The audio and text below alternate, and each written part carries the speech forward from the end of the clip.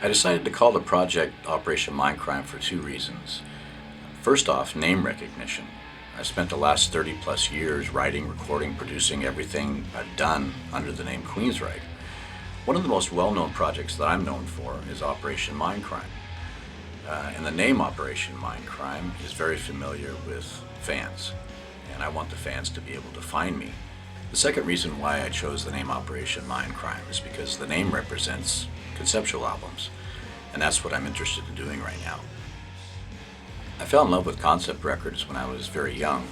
The Beatles' Sgt. Pepper's Lonely Hearts Club Band, Genesis's Lamb Lies Down on Broadway, Yes's Close to the Edge, Pink Floyd's Dark Side of the Moon. These albums really spoke to me and opened up my mind to storytelling within music. I wrote the story for the trilogy while on a hike across northern Spain, a hike that's called the Camino de Santiago. In the first album, The Key, we have a character who makes a profound discovery. And in making the discovery, it raises the question of, what would you do?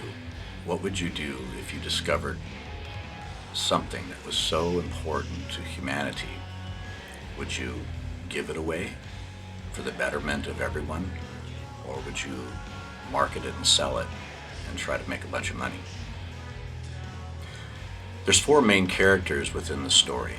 What we find as the story progresses, as each person has a very different perspective.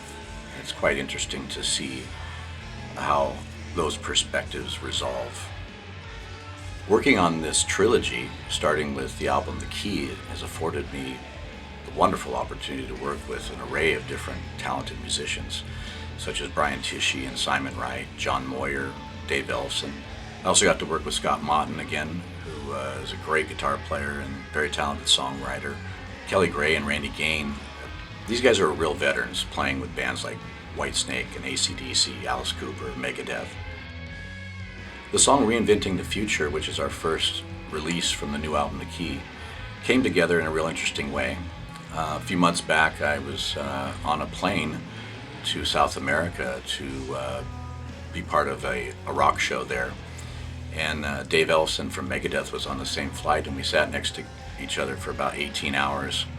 And I talked to him pretty extensively about the album I was working on, and he came up with some musical ideas that were really interesting to me.